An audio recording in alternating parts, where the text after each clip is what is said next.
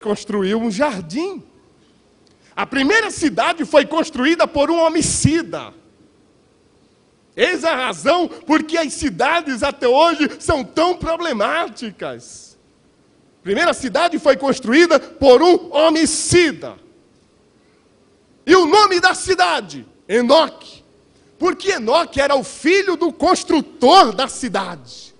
Era o filho de Caim. E este Enoque não é aquele Enoque que andou com Deus. Não, aquele é outro Enoque.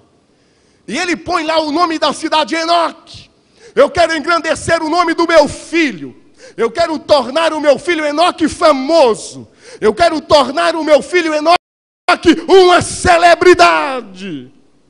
E é isto que nós estamos vivendo nesses últimos dias. Uma carreira desenfreada dos seres humanos para galgar os píncaros alcandorados da fama. Querem ser celebridade. Liguem o SBT e lá estão os ídolos. Liguem na Rede Globo e lá vai estar o Fama, Big Brother. E as pessoas fazem filas quilométricas porque querem aparecer na TV, porque querem se tornar importantes, porque querem ser celebridades. E vamos trazer para o meio evangélico. Estamos vivendo o evangelho das celebridades, onde as pessoas não se preocupam tanto em divulgar o evangelho, em falar de Jesus, mas apresentar o seu próprio nome, fazer história, exaltar a sua própria pessoa. Jesus é apenas um detalhe, porque ele garante a bilheteria. Mas o objetivo é o seu próprio nome. Pastores que às vezes assumem uma igreja e preparam o filho para substituí-lo, porque não é mais igreja de Cristo, é um trono, e eu preciso passar para o meu filho, para que ele me suceda, para que ele se dê bem na vida.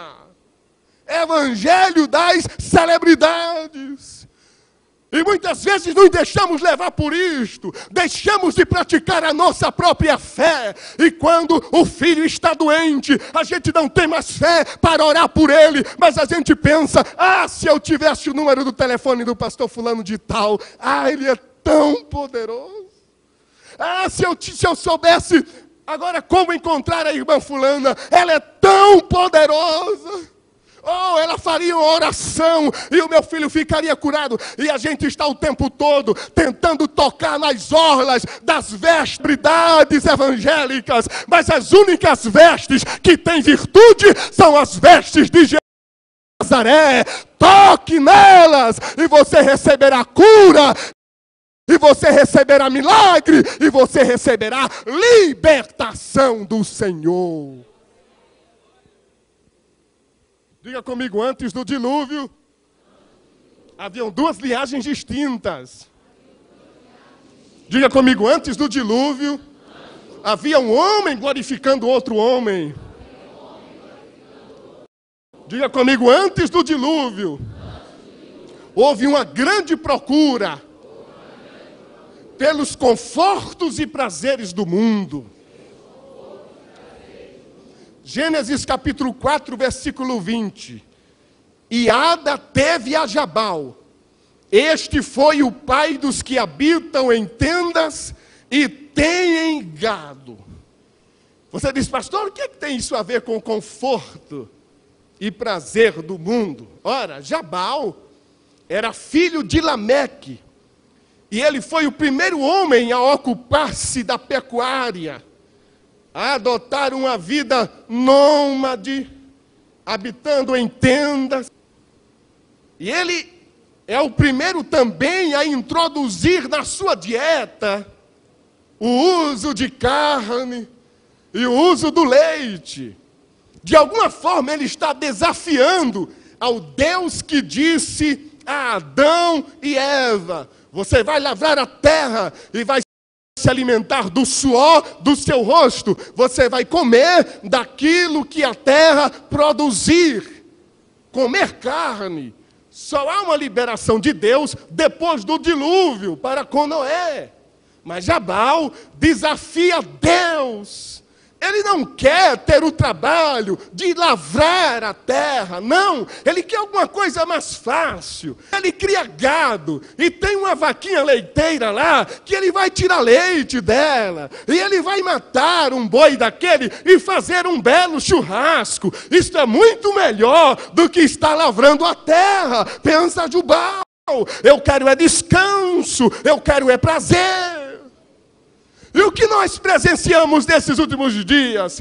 A prática de um hedonismo desenfreado. E o hedonismo é a busca desenfreada do prazer. E nós não queremos ter trabalho nem nos nossos cultos. Nós não queremos mais um culto que nos doutrine. Nós não queremos mais um culto que ponha rédeas na nossa vida. Nós queremos um culto que faça cócegas na nossa alma. Nós não queremos mais o culto racional de Romanos capítulo 12. Nós queremos o culto sensorial. Eu quero um culto que eu sinta alguma coisa. Eu quero um culto que eu me emocione bastante, porque eu quero sair leve, mesmo que esta leveza dure apenas algumas horas, porque ela não operou transformação dentro da minha vida. Mas eu prefiro um culto assim, um culto que mexa com as minhas emoções, mesmo que eu chegue lá fora e alguém diga, como foi o culto? E alguém vai dizer, foi uma bênção. Quem pregou? Pastor Marcos. E ele pregou sobre o quê? Olha, eu não lembro onde foi que ele leu, mas foi uma bênção. Mas ele falou o quê? Olha, pastor Marcos falou tanta coisa boa, tanta coisa interessante. Mas me fala uma. Olha, eu não lembro, mas foi bom demais. Você perdeu. Então estava num culto, mas ele queria só movimento, mas não prestou atenção à palavra. Não sabe nem o texto que foi lido. Porque não está preocupado em aprender, quer apenas sentir, como se a palavra fosse narcótico para a alma. Mas a palavra de Deus não é narcótico para a alma. A palavra de Deus é vida. A palavra de Deus é poder. A palavra exorta. A palavra edifica. A palavra consola e faz você viver por ela e caminhar naquilo que ela diz. Você pode falar amém? Amém. Diga comigo, antes do dilúvio, houve uma ênfase ao sexo e a sensualidade. Gênesis capítulo 4, versículos 19, mas até o 22 diz assim: e tomou Lameque para si 2 mulheres. Primeiro polígamo, chama-se Lameque. Uma mulher só não dá para ele. Uma mulher só não é suficiente. Uma mulher só não é capaz de satisfazê-lo. Ele precisa ter outra. O nome de um era Ada. E o nome da outra era Zilá. Repita comigo, Ada significa beleza. Diga, significa beleza. Diga, Ada significa adorno. Diga, Zilá significa sombra. E mais adiante está dito, e versículo 22, e Zilá também teve a Tubal-Caim, mestre de toda obra de cobre e de ferro, e a irmã de Tubal-Caim foi Naamá. Repita comigo, Naamá. Diga comigo, Naamá significa esbelta. Vocês perceberam como os nomes exaltam a sensualidade feminina? Perceberam como o nome das mulheres exalta a sensualidade? Era isso que estava em voga. Era isto que valia.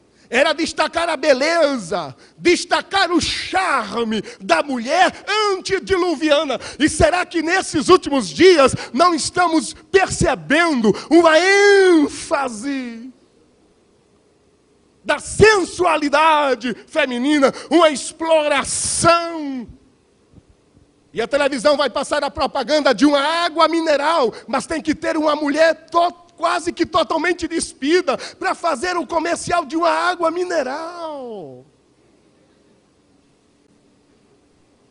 E o que dizer do carnaval?